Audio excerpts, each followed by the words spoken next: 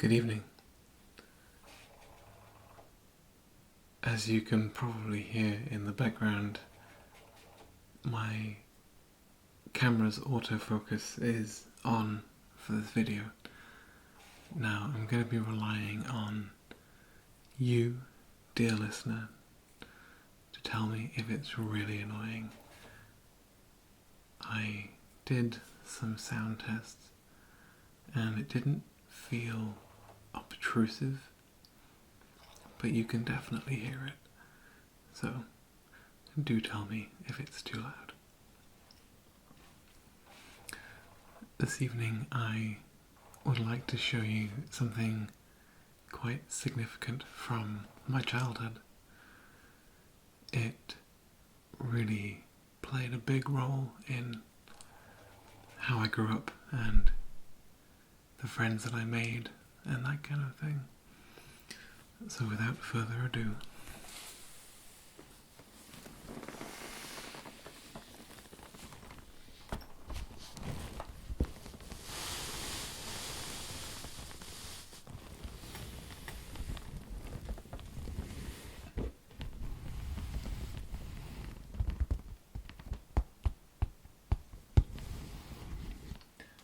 I appreciate that it might not be immediately obvious what this is. It's a fairly nondescript bag with lots of compartments and whatnot. It's kind of unwieldy, to be honest. I'll try and rotate it so you can see the front.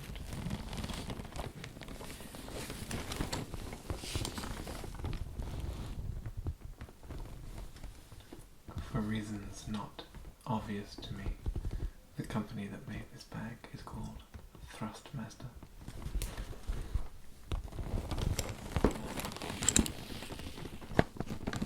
You can also tell that it's kind of old and it's definitely seen better days, so let's carefully open this up.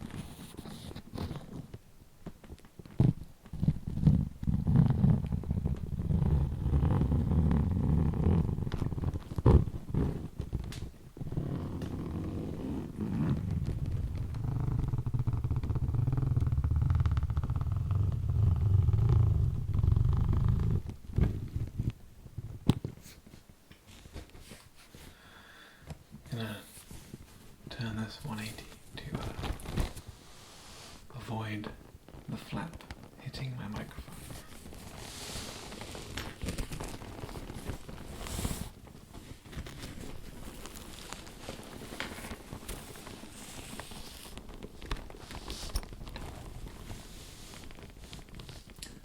Any guesses as to what we might find in here?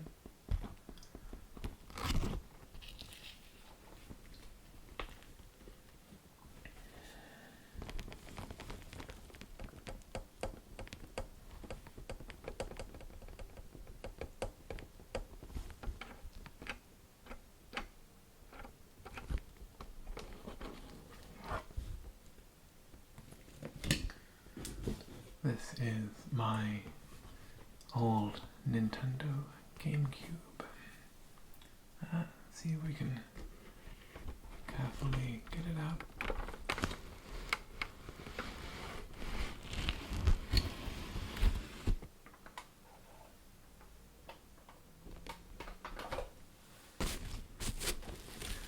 We'll have a look at what other things we have in here in a few moments.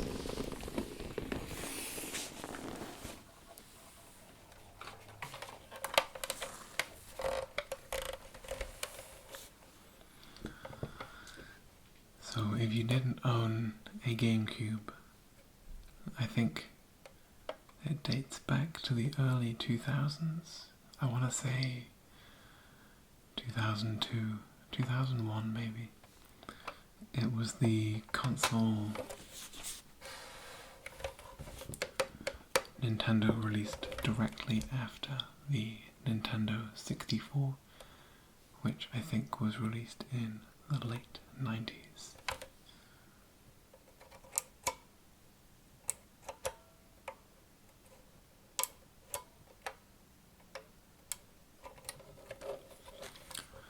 So I would have been in my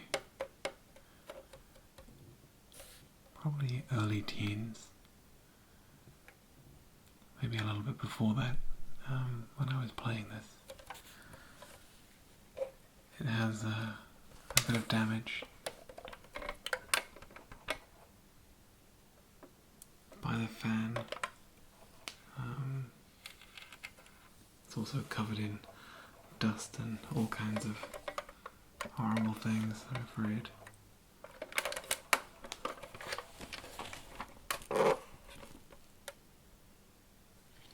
The bottom of this has a bunch of panels that we can remove.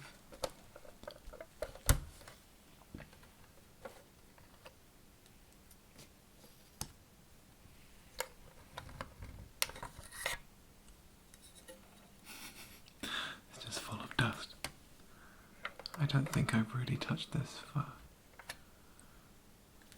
probably around 10 years. I also don't remember ever opening these panels up when I owned it and played it regularly. I assume these are for various expansion accessories, but I honestly don't know what they might be. I do remember that there were stands that you could place the GameCube on, but I don't remember which games required them or what they did, I'm afraid.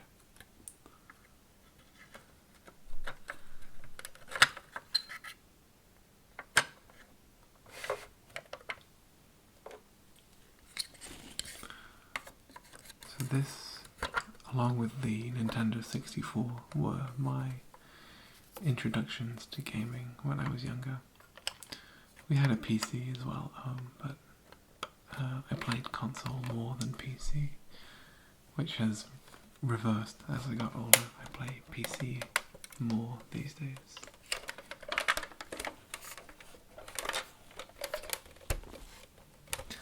Now, if I remember correctly, I know what game is the last game that I was playing, and it's probably going to be Legend of Zelda: The Wind Waker. Nailed it.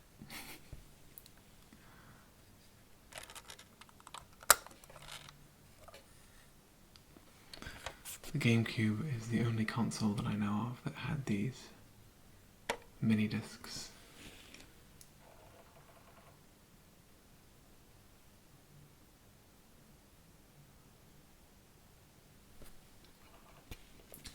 The Legend of Zelda one is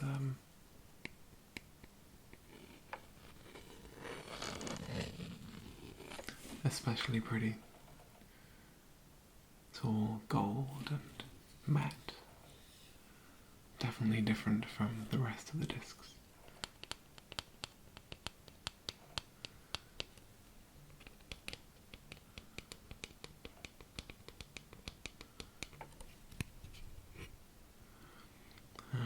As you can see, younger me did not take particularly good care of his discs. Fortunately, an algorithm called Reed-Solomon encoding protects discs from being permanently damaged by scratches. It's a very robust format that data tends to be stored in when stored on some damageable physical medium like CDs or mini discs, so that a scratch is unlikely to render it unusable. I might do a video on it at some point in the future. It's really, really cool. So let's set this aside.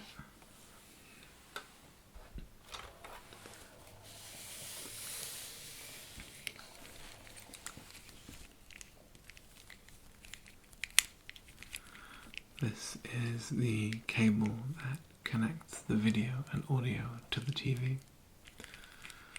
It's called an RCA cable. Or, well, this end of it these are RCA connectors, and red and white. Oops. Out of focus here. The red and white connectors do audio, and I think red is right and white is left. But don't quote me on that. And then yellow is responsible for the video signal.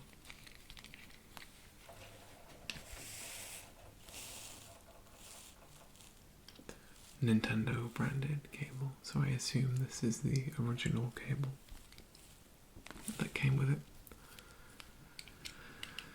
I don't think my TV has RCA connectors on it, so I will probably need to get some sort of adapter if I want to play it again.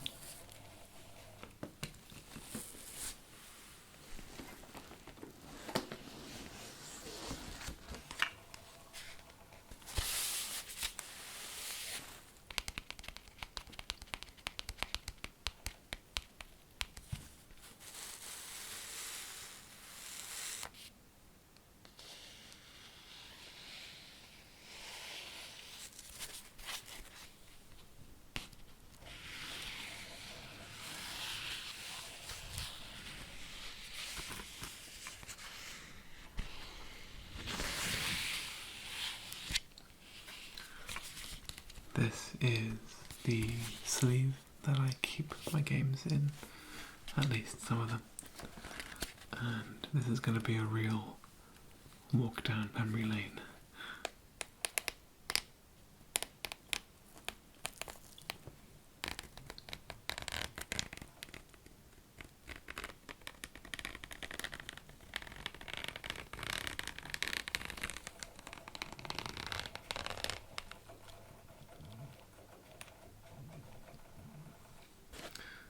The autofocus just got extremely confused.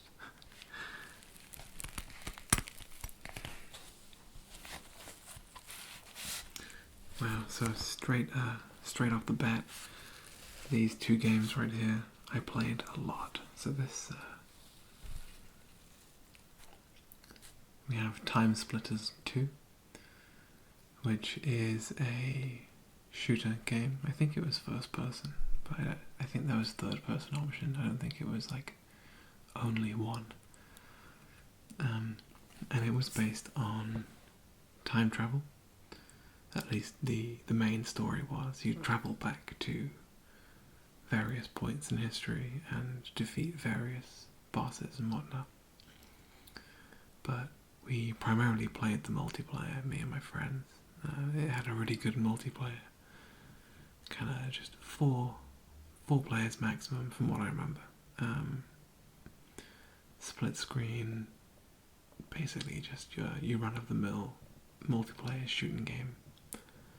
But we really enjoyed it. It had a really interesting set of weapons, interesting set of maps. I seem to recall that it had a bunch of like novelty game modes. I think one of them was everyone has really big heads, for example. Really enjoyed it. I think the series has continued. I think Time Splitters 3 is definitely a thing. I'm not sure about Time Splitters 4. Oh, probably sounds really nice.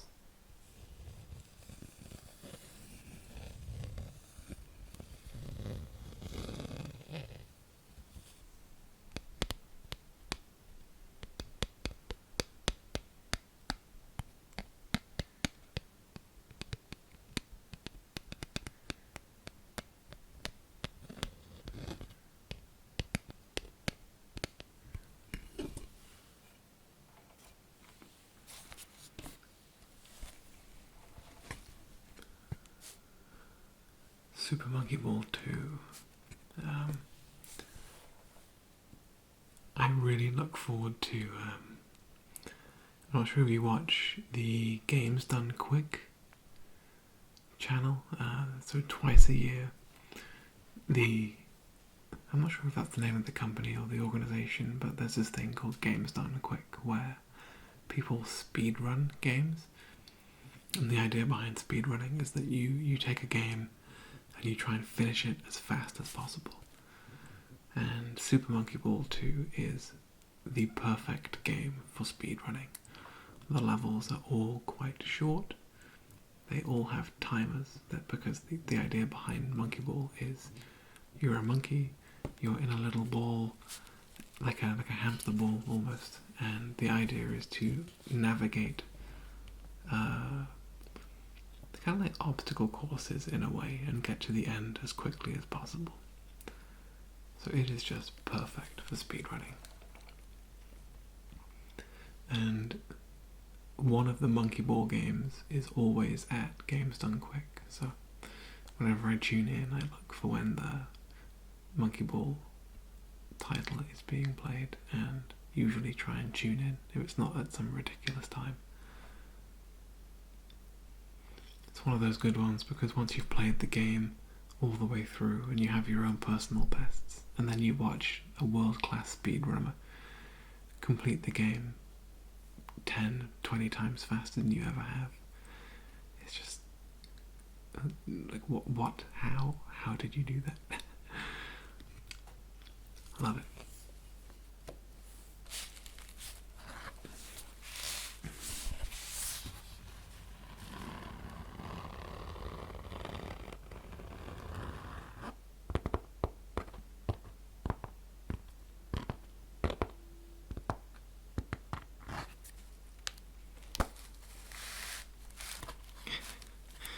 Okay, so first off, let's start with the good one of these games.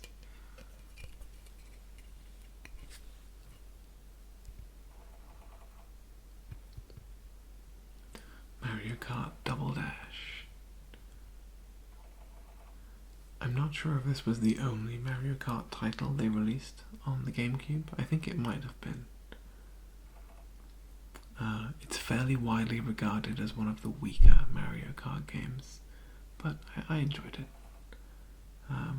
The unique selling point behind this one was there were 2 people to each kart, which opened up a variety of co-op opportunities and usually resulted in you and your friend no longer being friends. It's very easy to screw up.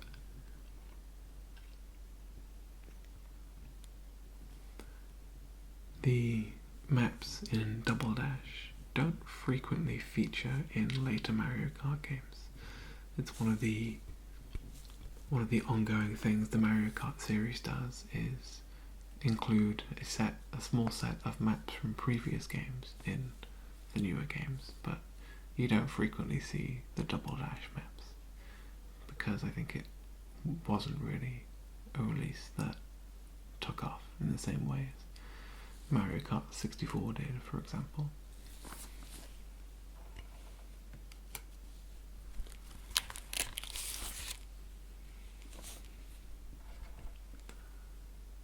There's really not a whole lot to be said. I went through a wrestling phase. This game is not very good.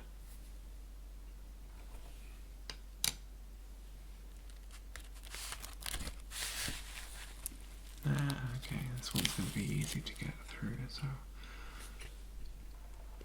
the predecessor to Super Monkey Ball 2. Very similar game, different maps. I think Super Monkey Ball 2 includes a few additional game modes that you don't get in the original Monkey Ball, but other than that, they're largely the same game.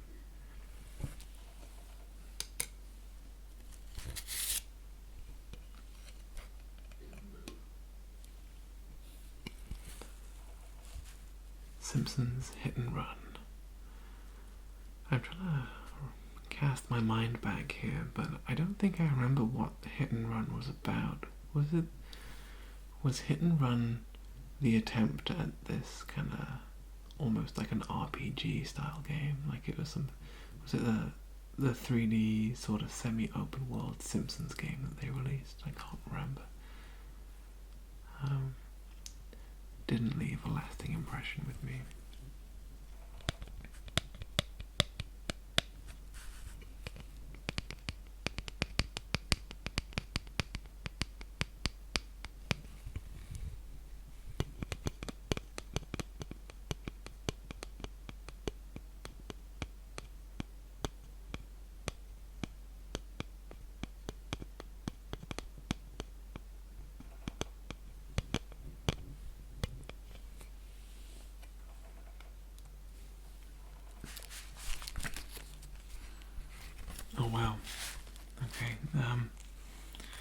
We'll go in a different order here. So we have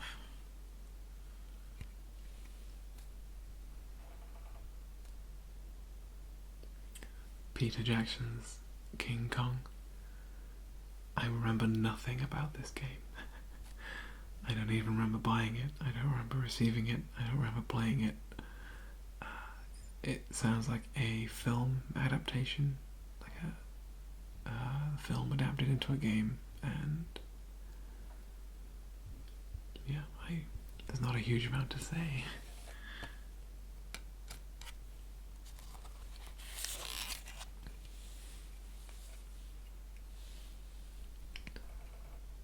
Spider-Man 2 is kind of relevant recently as they released a new Spider-Man game. And I was watching a few live streams. I was watching a few people on YouTube playing the new one. It seemed very similar to Spider-Man 2 back on the GameCube, to be honest with you. It had similar looking web-slinging mechanics, similar looking fight mechanics, similar enough story. Yeah. I remember having a lot of fun playing Spider-Man 2 back on the GameCube. It was the web slinging especially, they'd clearly put a lot of effort into. It was very friendly, so it was very difficult to fail at the web slinging, and that seems to have been carried through to the most recent Spider-Man game. All in all, very enjoyable.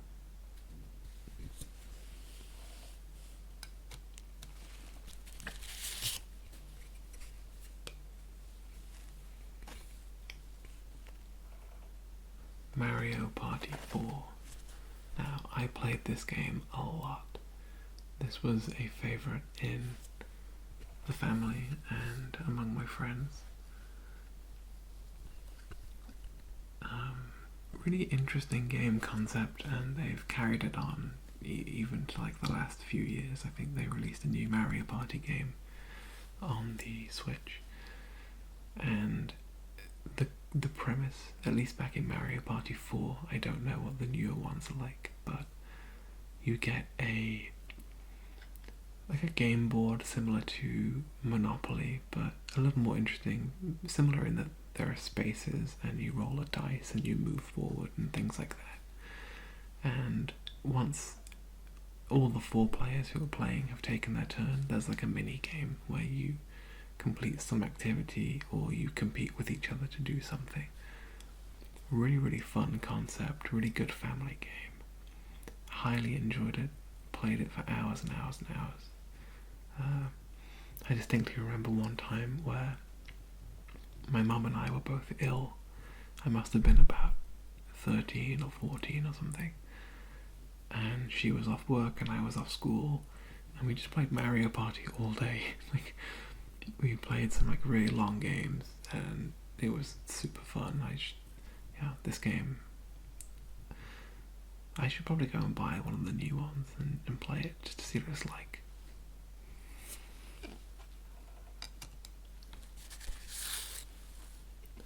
Now, speaking of games that I spent a long time playing, Super Smash Bros. Melee.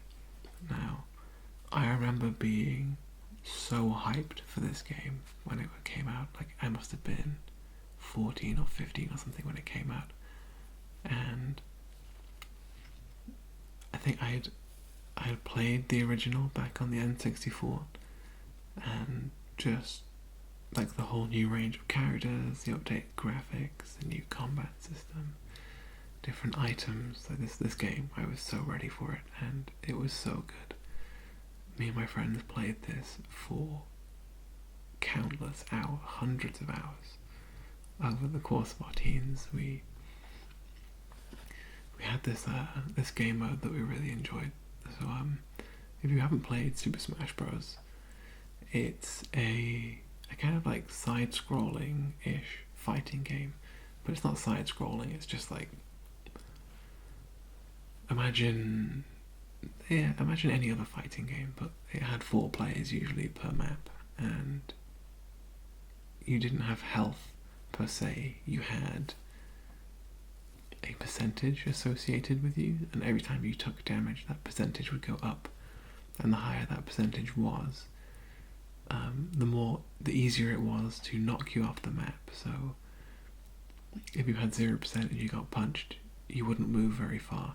But if you had like 200% and you got punched, you would fly off the side of the map. So like, not taking damage was a good thing. But there was a game mode that everybody had 99 lives and started at like 500% whenever they respawned. So we used to turn all the items on. So items were things you could pick up and throw at each other, or you could pick up like lasers and shoot them at each other and stuff like that. We turned all the items on, all the item spawn rate as high as it could go.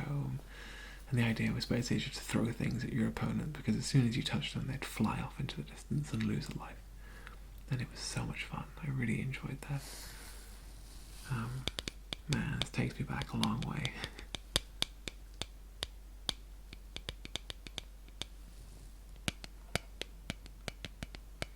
I haven't really played the newer ones. I didn't play Brawl when it came out on the Wii.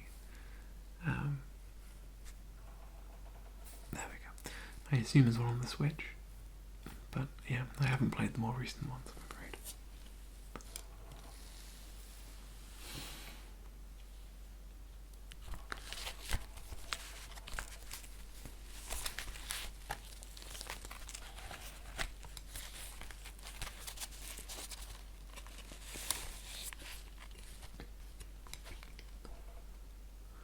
Bloody Roar, Primal Fury. This was another fighting game.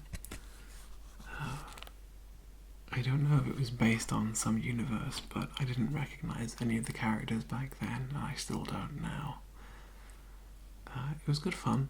It was an interesting take on fighting games where you could kind of like morph into different shapes and animals and things like that, which I think is where I got the Primal Fury subtitle from.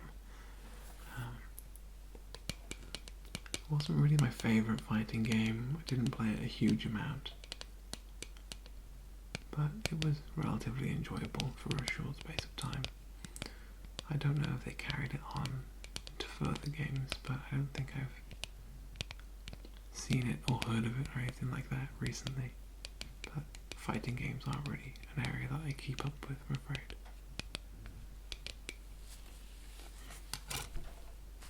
Sorry. Oh my.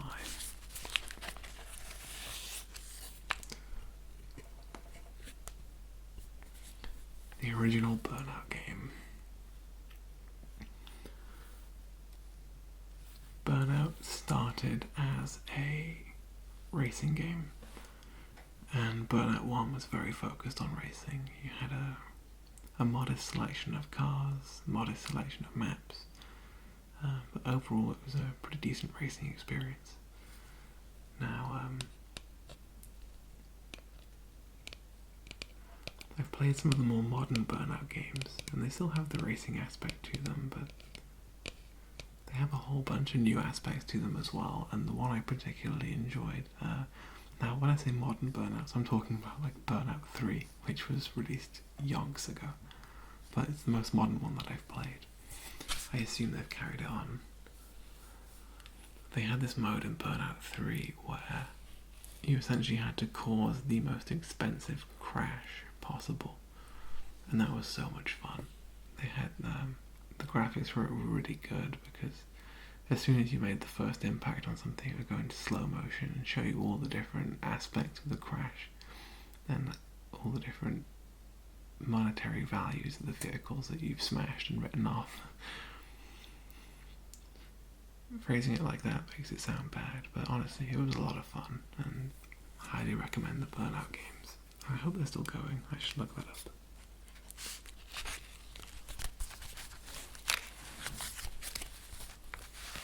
Okay, we'll start this side. Godzilla Destroy All Monsters. Wow. This game was an experience. It's a fighting game based on Godzilla and the various monsters Godzilla has fought over the years. Like, you have Mothra and Mecha Godzilla and all that kind of stuff. honestly not a very good game. Not sure what to tell you. It was pretty crap, even back at the time. Graphics weren't incredible. The budget must have been pretty low. Didn't get a huge amount of replay out of it. Wasn't one that I played with friends very frequently. Yeah, overall not an amazing game, but definitely played it a little bit. You know, had some fun from it.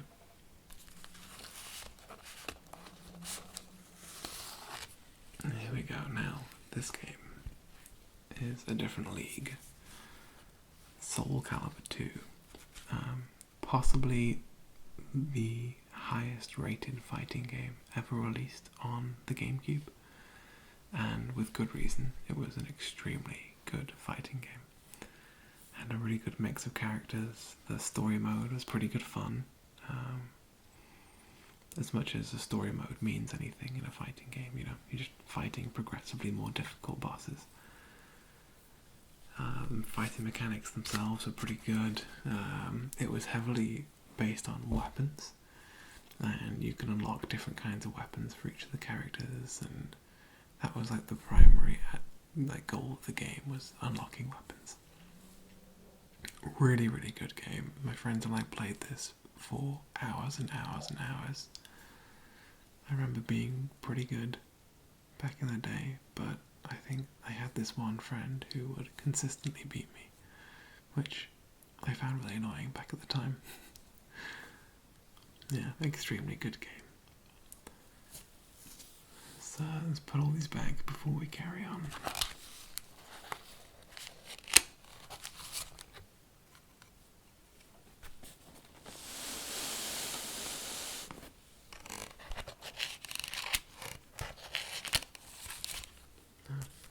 Just realised this is a really nice noise.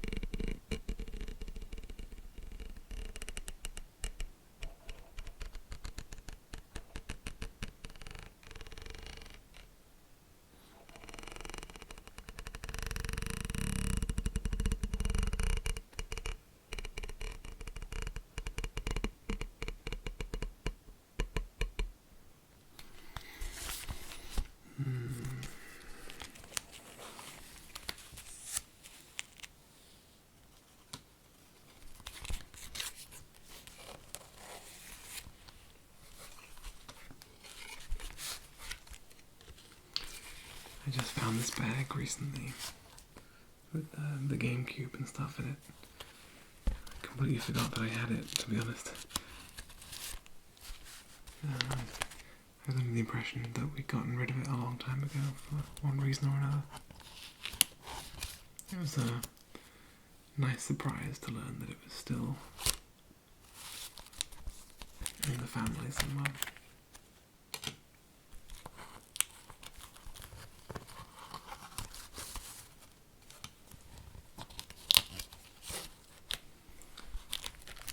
I must have missed a page somewhere. There we go. I was going to say, I'm sure I had more space than that.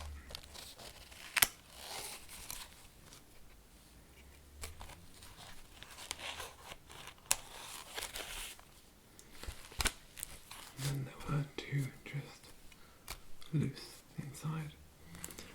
I'm sorry if leaving discs loose in this case is annoying for you.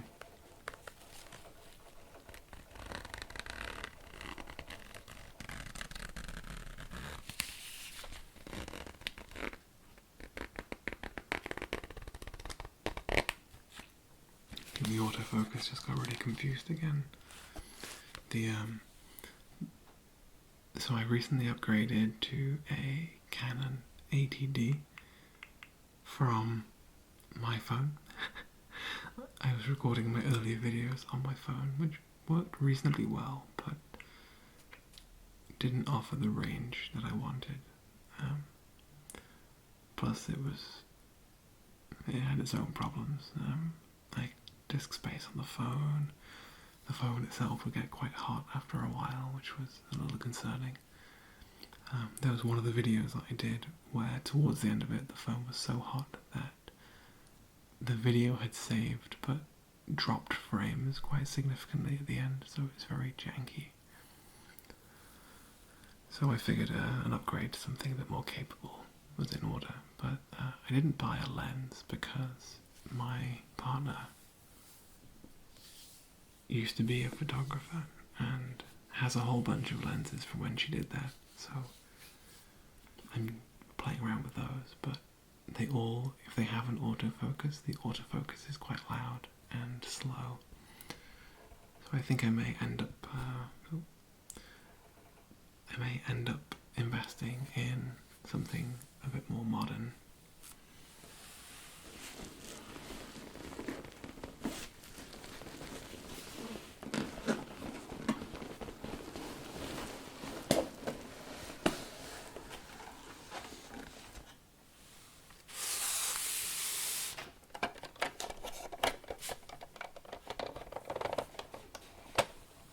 Wow, this thing is very dusty. It's also confusing the autofocus a lot.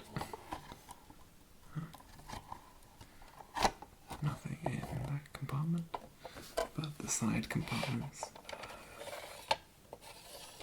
contain game discs.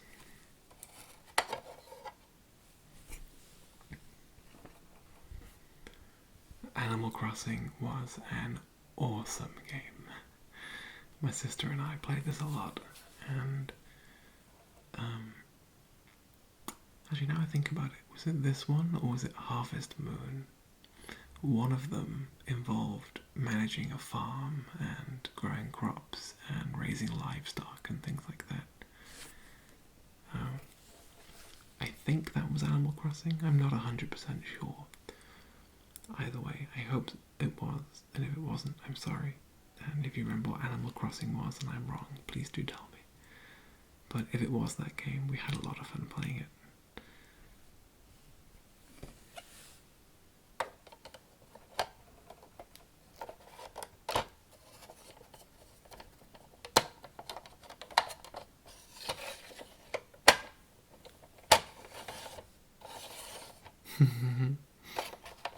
Oh man. My old Action Replay disc. This disc was essentially hundreds and hundreds of cheat codes for games. And it's a lot of fun. Like, you would load up this disc and pick a bunch of cheats that you wanted to enable on whatever game. So maybe you wanted to have like unlimited ammo in Time Crisis. Not Time Crisis. Time Splitters. Then you'd activate it, and then you'd take this disc out and put Time Splitters in, and it would do some magic to apply the cheats. It was good fun. Obviously not in good spirit, but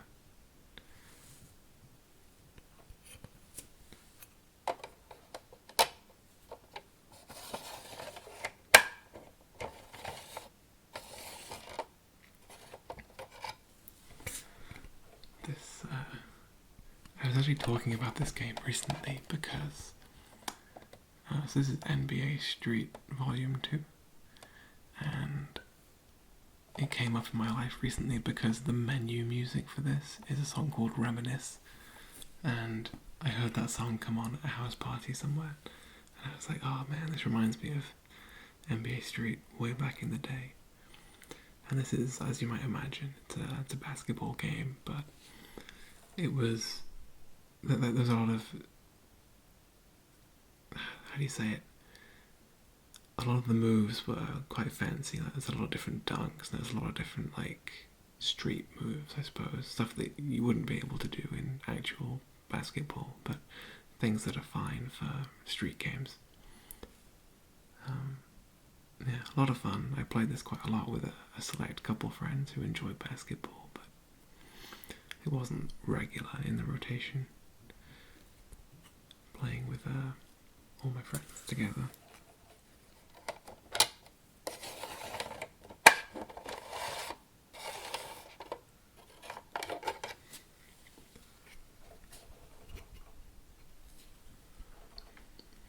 Star Wars Rogue Leader, Rogue Squadron 2. I don't remember anything about this game. The name suggests that you're in some kind of TIE fighter as a rogue leader, but no, I don't. I honestly can't tell you anything about this one.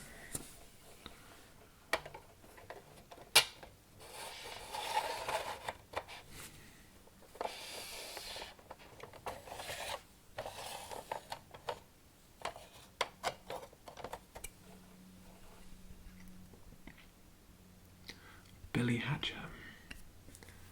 Again, I don't remember a lot about this game.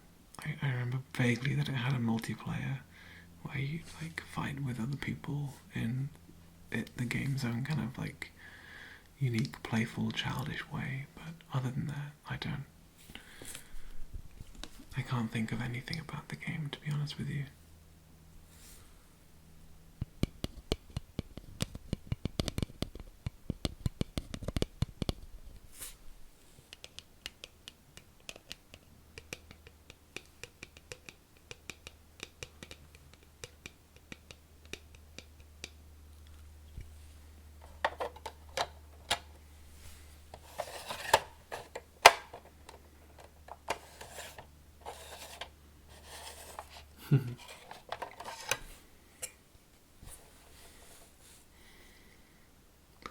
.007 Nightfire.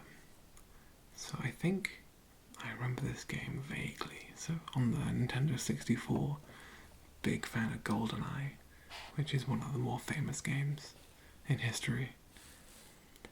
Nightfire was just kind of an extension of most of what GoldenEye was doing. Like the campaign was a bit different, the bad guys were a bit different, but it still had some multiplayer and it had maybe some different guns and slightly better graphics, but I don't remember much about the campaign, to be honest. I don't remember much about the multiplayer either. I don't really think we played this very much. I think when this came up, we kind of just preferred to play GoldenEye.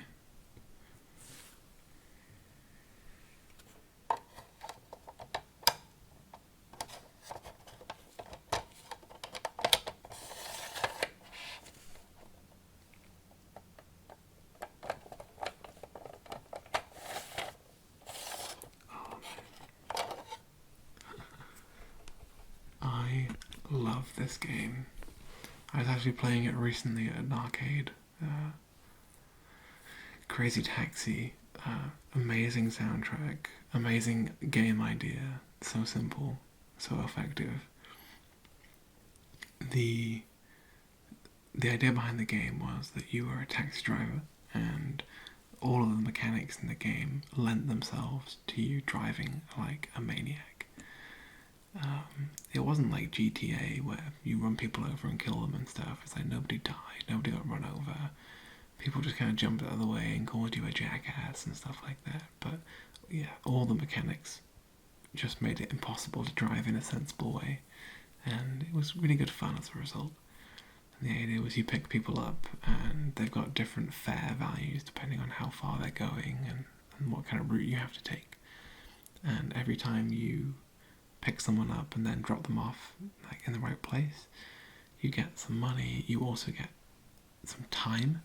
So you start with like a very limited amount of time, but as you pick people up and drop them off, that time is extended. So very, very built around being an arcade game, but very, very entertaining on home systems as well. And if I remember correctly, there was a multiplayer where you're basically just doing the same thing but competing against your friends.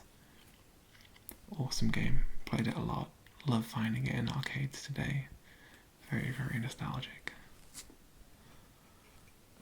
I think they made some sequels as well. I think Crazy Taxi 2 was a thing, but I never played it. I wonder if they kept making them, or they just capitalised as much as possible off the first one.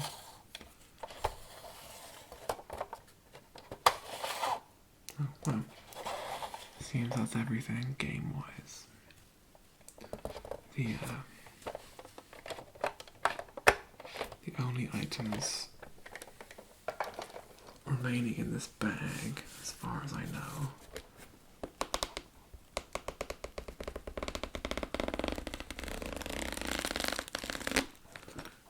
controllers.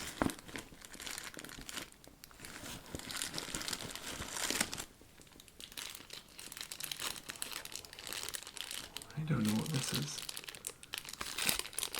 Some kind of plastic clip of some kind.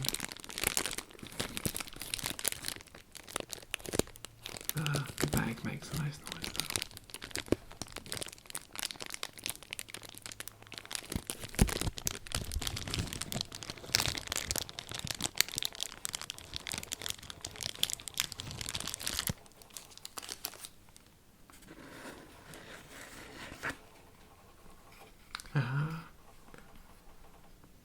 This is the extra thing that you need for the action replay to work.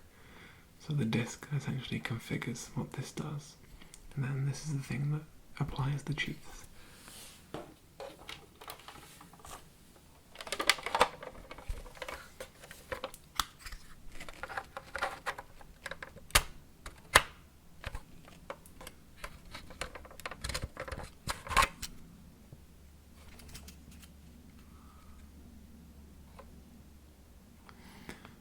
And this is a memory card.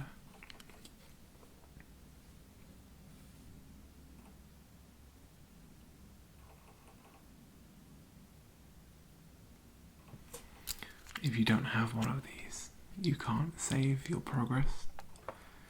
It's not a concept that we have in games consoles anymore because storage is so cheap. All games consoles just include them now, but that wasn't the case way back.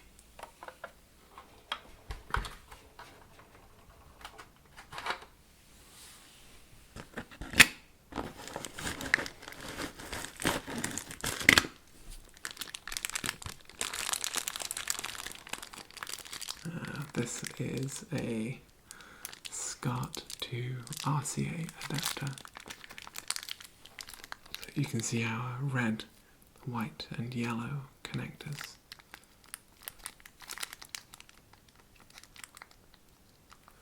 And then this side is a SCART, S-C-A-R-T connection, sometimes referred to as a 21-pin SCART connection on account of it having 21 pins. Who knew?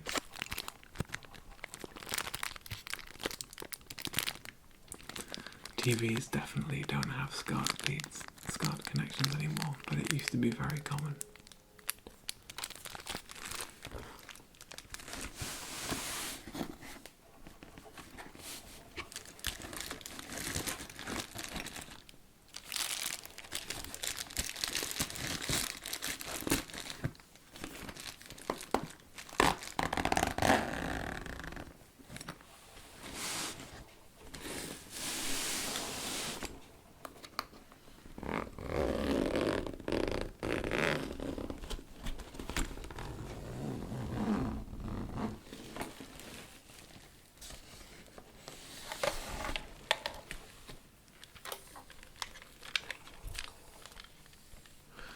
This is the GameCube controller.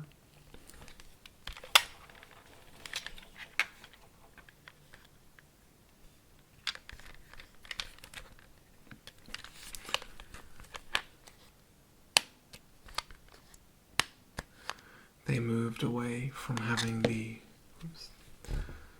central column that they had back on the Nintendo 64 controllers. So this controller looked a lot more like the other controllers of that time, like the PlayStation and the Xbox.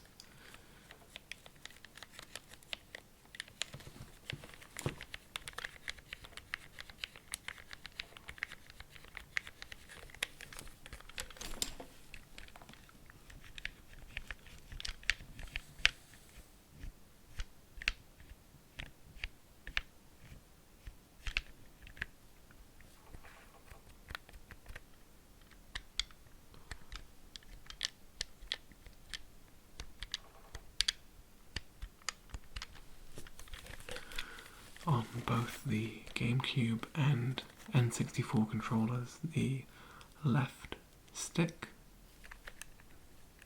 had this ridged pattern on it for grip, but there were some games, notably Mario Party, that required you to rotate the left stick as fast as you could, and this resulted in thumb blisters for a lot of people, which became known as the Nintendo Thumb. I remember suffering from this more than once. The dedication to winning is high.